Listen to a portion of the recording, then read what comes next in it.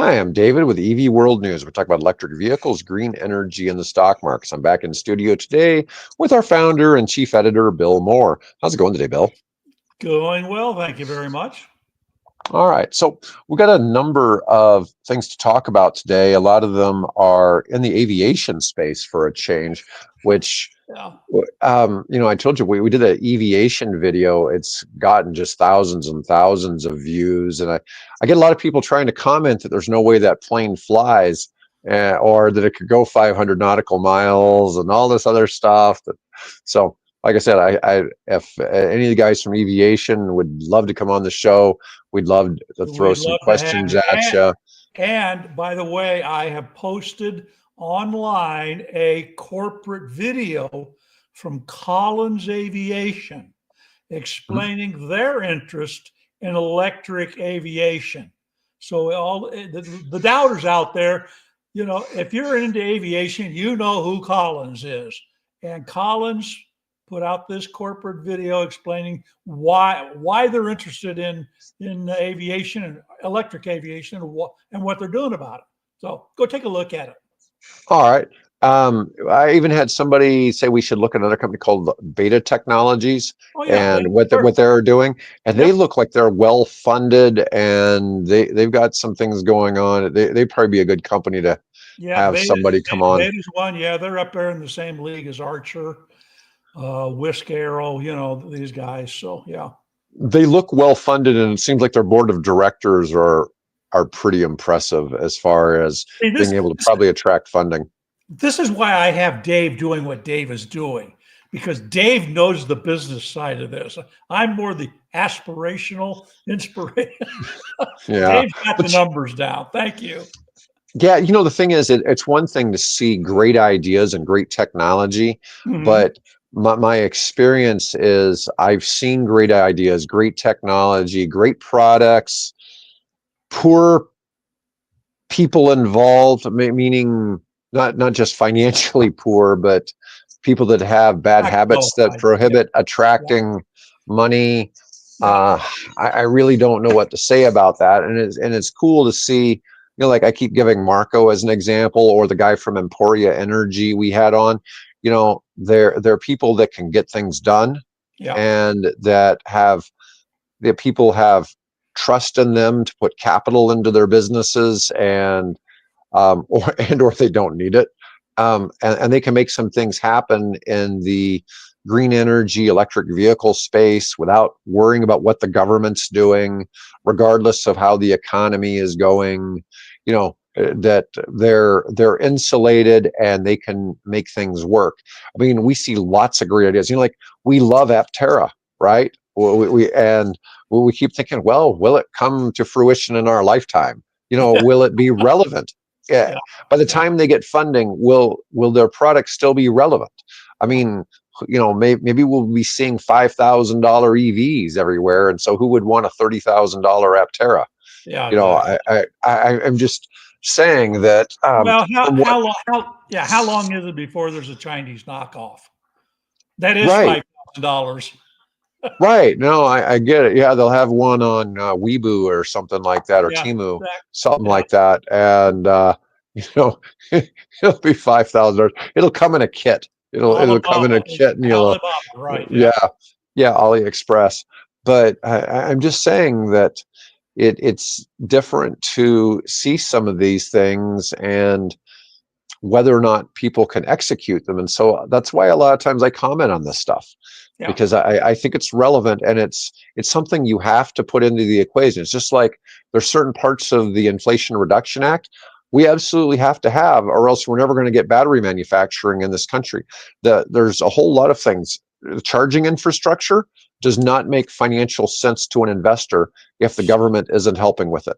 Should we talk about the slam from Cattle, the Cattle CEO against Elon?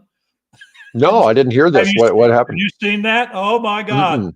He's told Elon that the 4680 batteries are not going to work. There's no point in putting any effort into that.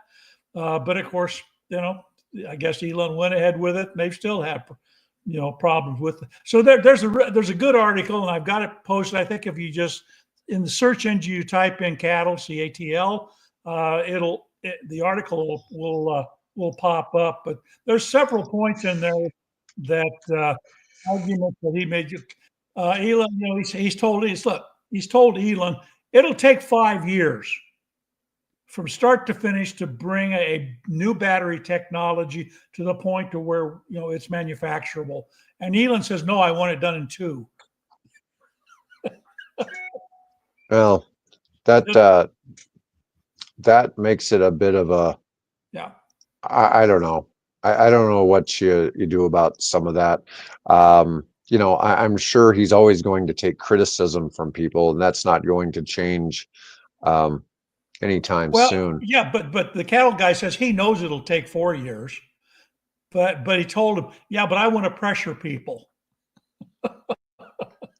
So cut the time in half. It's an interesting article. You can look it up later, and if you're want to learn a little bit more about it.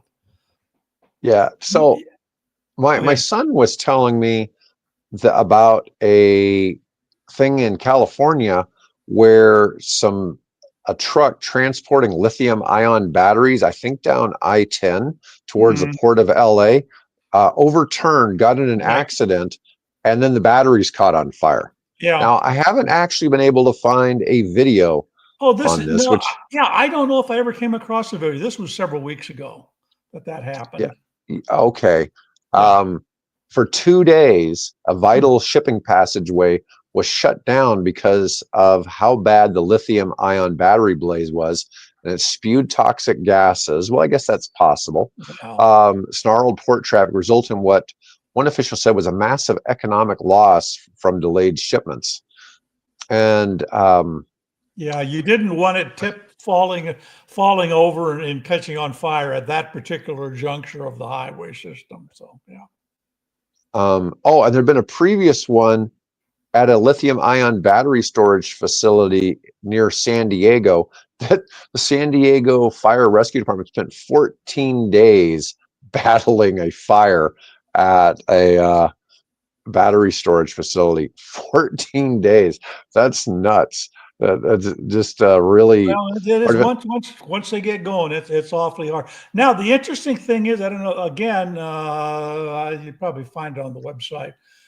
There is a technology now that they've developed to help mitigate, to help extinguish these fires. A blanket. There's a special material blanket that you put over you spread over the car, keeps the air from it and keeps the fire from spreading. And rather than taking hundreds of thousands of gallons of water to extinguish one of those, it'll let you much better. I don't know if it'll extinguish it, but a much better way to control a lithium fire. But again, we come back to the old argument. Those are few and far between. What we're seeing are the exceptions to the rule. So.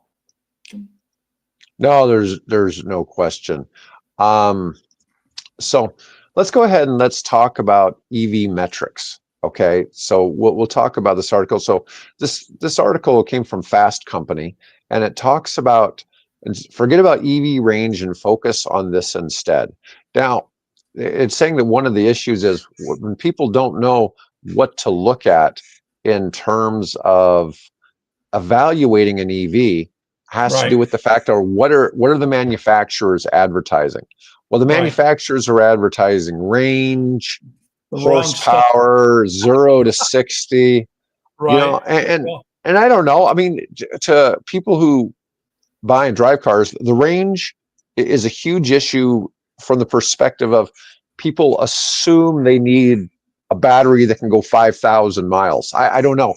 It's kind of nuts. The standard now is trying to make cars that can do 300 miles. 300 miles. And there's some out there that'll hit 500 miles. Okay, but the standard has been make the cars break 300 miles, and then let's run with that. And I'm going to illustrate our conversation here for everybody. Oh, nice. Oh, you're going to have to hold that a little closer. This is a dollar bill, right? Just A pretend round that dollar bill. around, well, this is the president in the middle of the dollar bill, right? Okay. I don't have a dollar bill with me, but so keep going. We're going to illustrate what this article's about. Yeah. Well, so one of the things that it's saying we should focus on is the efficiency of the motor.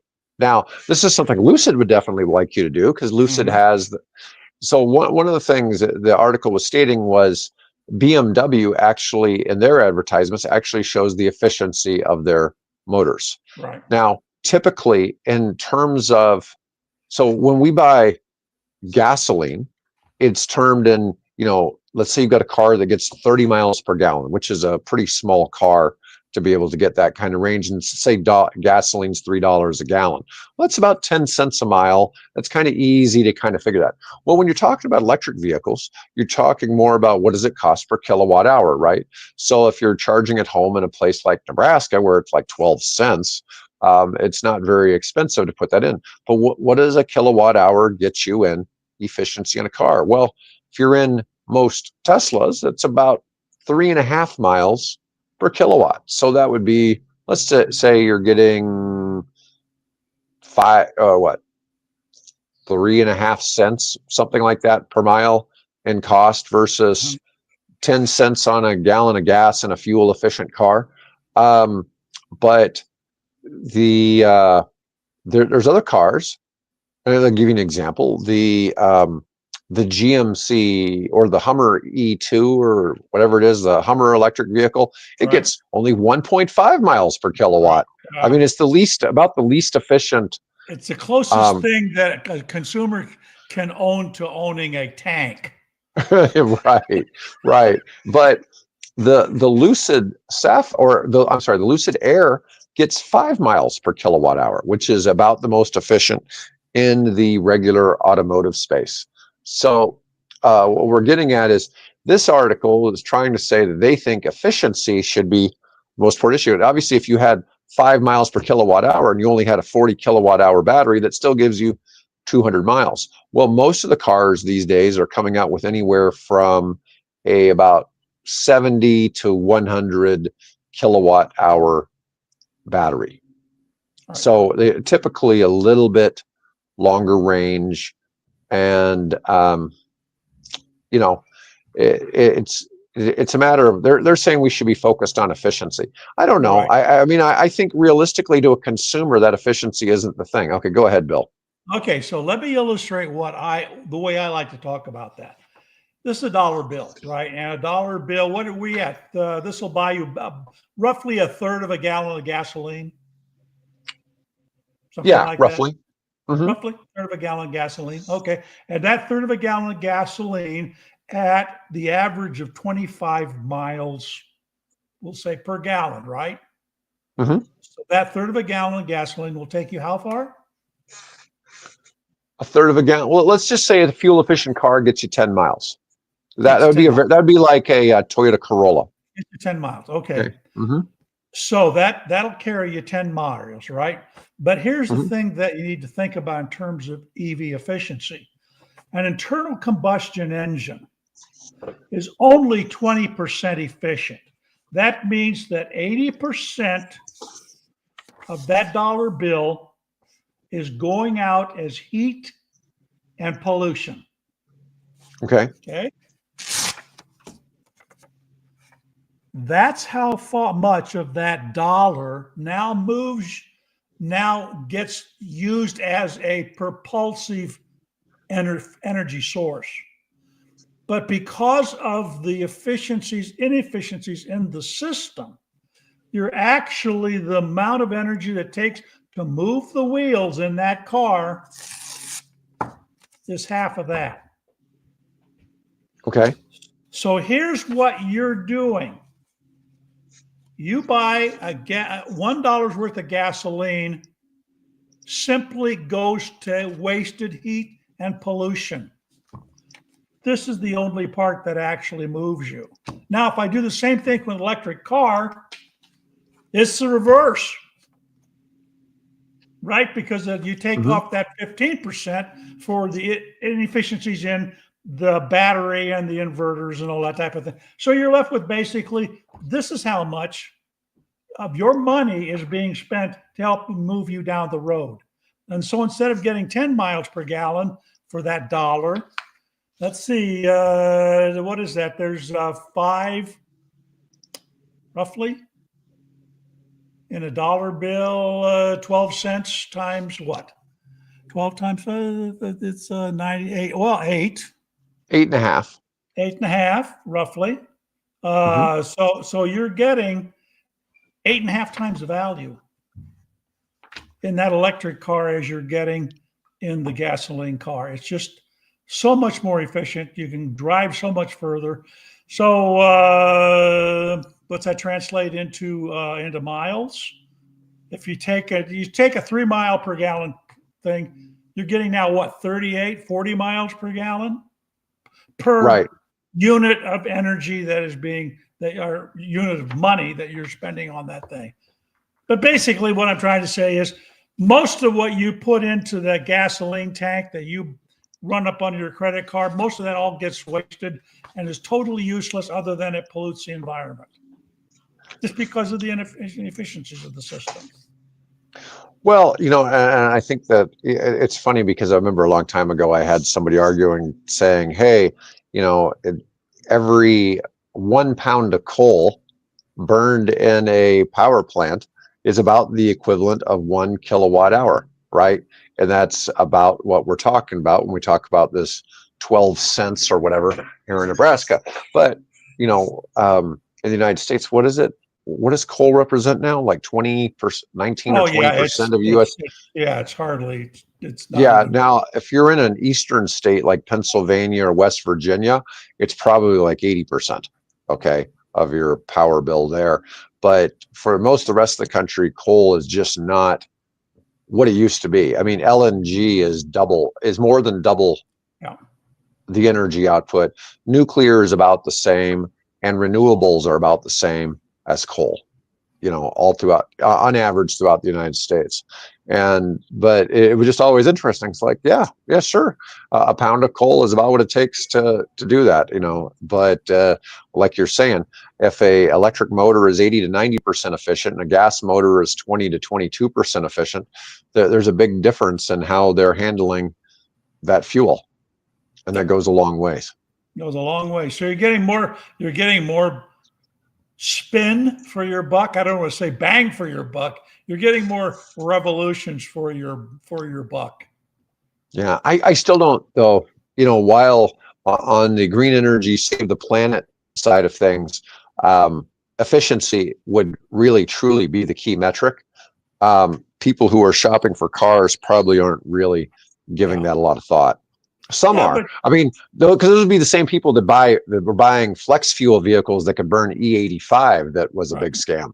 I mean, E85 is one of the dumbest things they ever came up with. And I think a lot of it was because if you were trying to pay for it, you got less miles per gallon.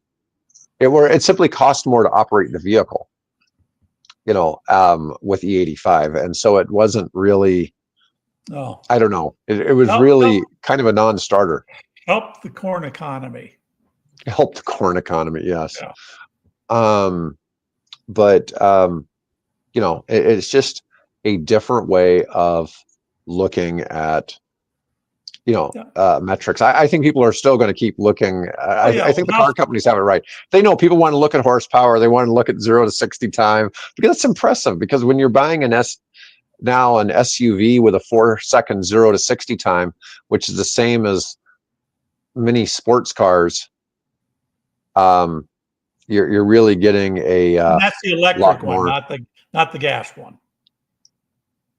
Yeah, so electric versus gas. Yeah, the electric is obviously way faster. There's just no comparison to how that's playing out. All right, so let's go ahead. Let's talk. Yeah, let's move on. Let's talk about Honda. Okay, so Honda receives FAA green light to begin flying hybrid electric aircraft. They've got a VTOL aircraft concept that was first announced in 2021. Now, this is just a digital rendering. If Right. I can get it to go here.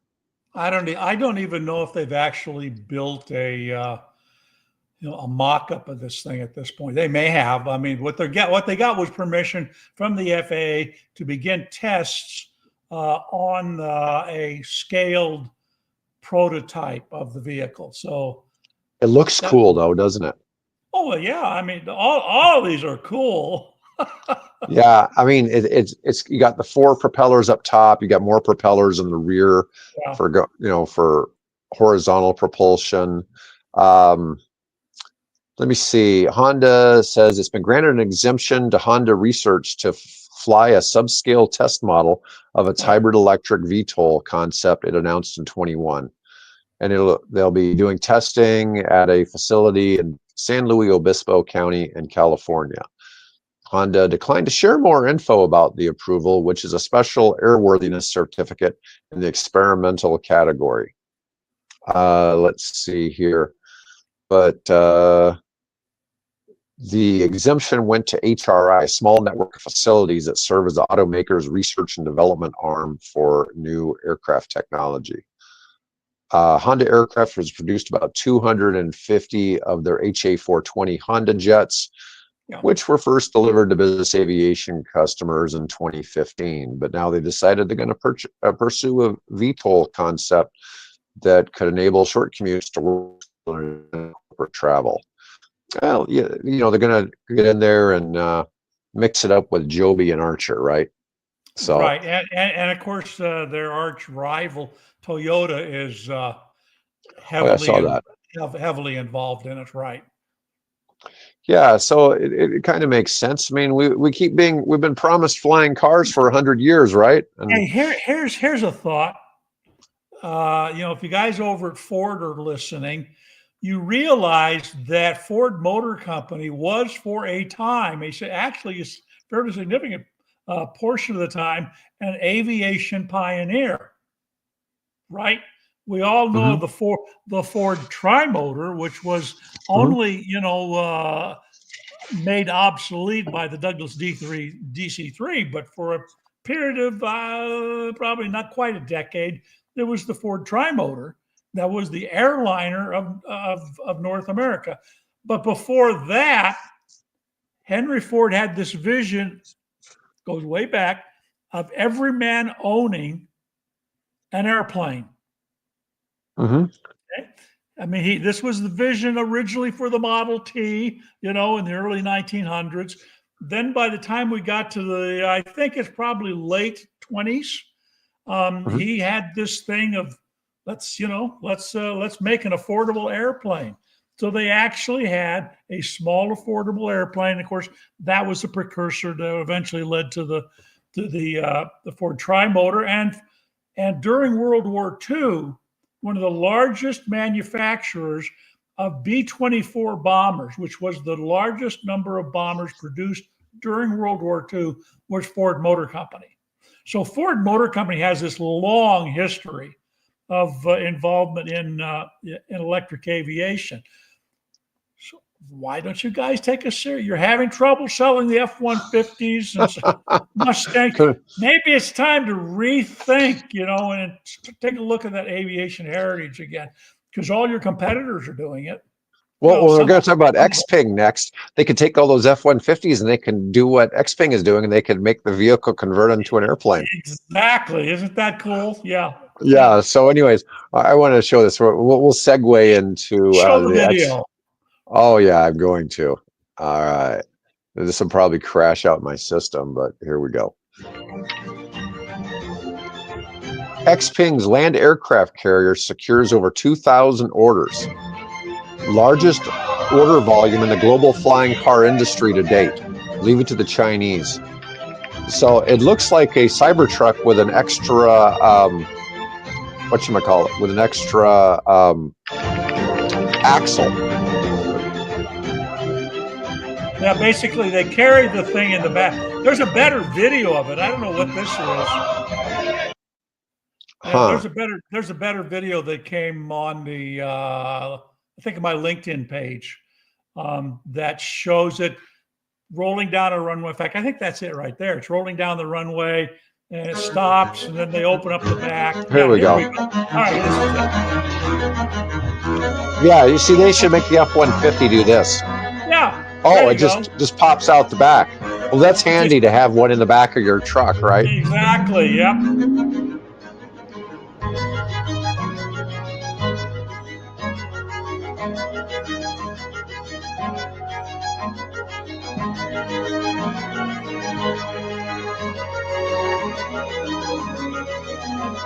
That's pretty cool looking.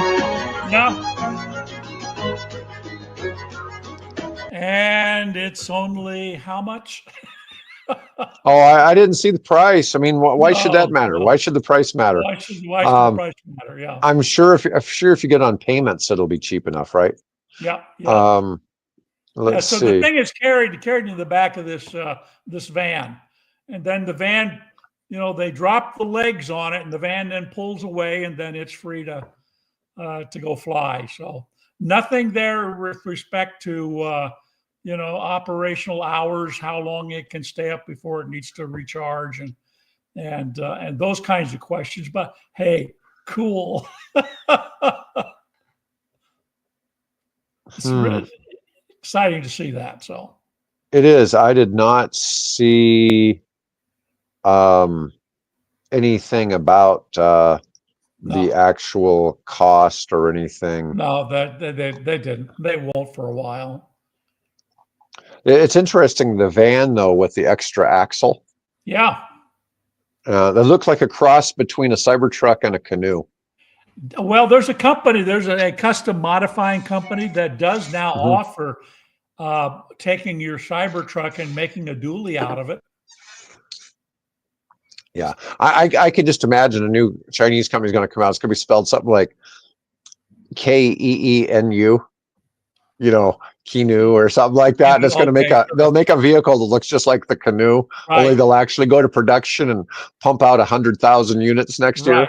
Right. And just leave canoe flying around in private jets and, wondering why they're not getting anywhere. Yeah. You know how I feel about that. It's like, get new leadership at Canoe and Mullen, and maybe we can save the EV, the small EV guys.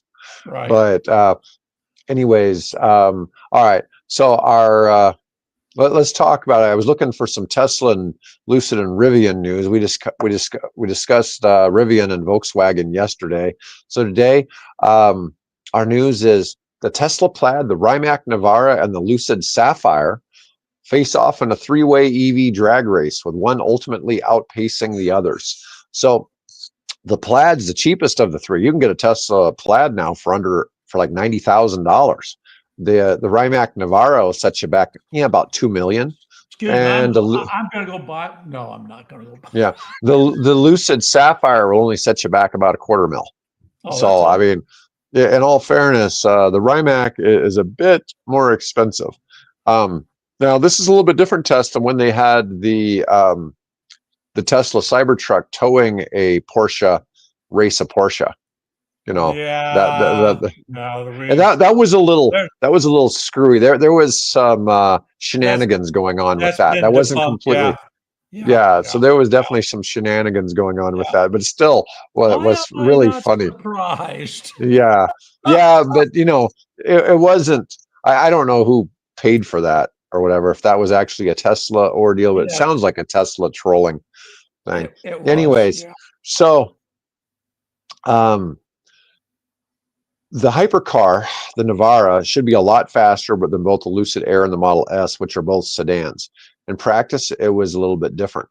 So while all three, the Navara is essentially a two-seater hypercar, right? Right. And it's built along the same lines as the Bugattis.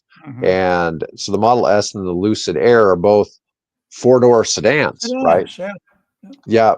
And the Model S, though, has the Model S Plaid has 1,020 horsepower and can do 0 to 60 in 1.99 seconds. So they just took it slightly under 2 seconds. The Air Sapphire has 1,234 horsepower. Lucid says it can do 0 to 60 in 1.89. And the Navara, though, has 1,900 horsepower, but they have a 2,100 horsepower variant, has a top speed of 256 miles per hour. Okay, That's it's got to 0 be to what, a 60. motor on every wheel, on all 4 wheels? Yeah, I'm assuming it's quad motor. Its 0 to 60 time is 1.74, but the way it accelerates and flows and then slows back down, what accelerates to 249 and then slows back down to 0 is truly mind-blowing. So when they drag raced, the Navara did win, but it was nowhere near as clear cut as people would have assumed.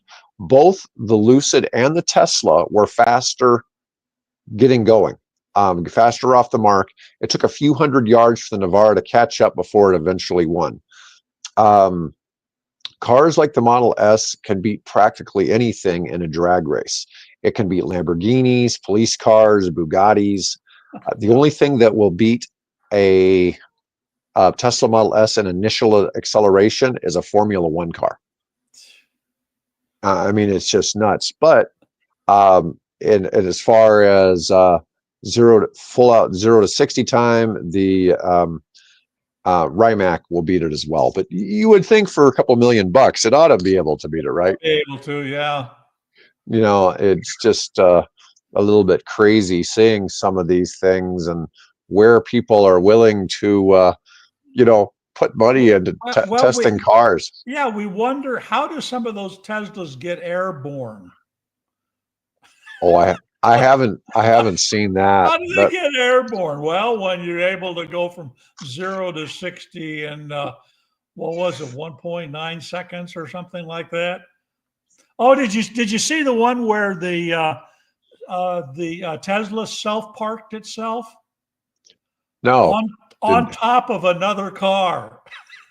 Oh Lord! No, I missed that one. Hold on. And it had come up and it was sitting. It self-parked on top of the other car.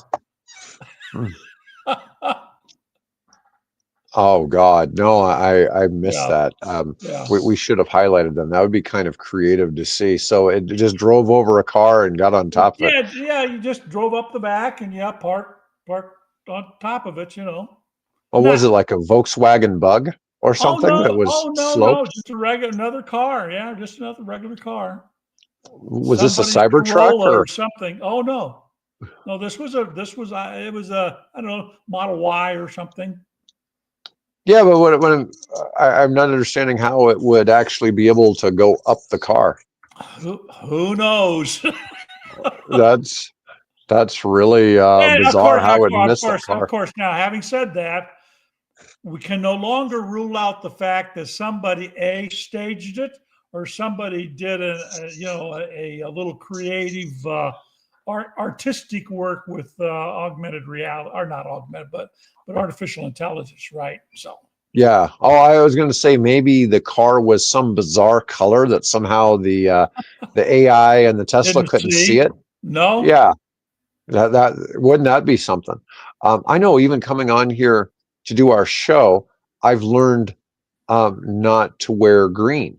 If I wear green, then the artificial intelligence for the show, makes me sort of vanish. Like it thinks I'm a green screen, and sort of makes it just gets weird. It just looks really weird on the screen. I really so you just never know what may be going on there. Anyways, that was all the stories I had for today, Bill, unless you had anything else. That's plenty, and they were all fun, right? Yes, they were. Yeah, it's good to have some cool articles. Anyways, folks, want to thank y'all for watching today, and we'll be back on Tuesday.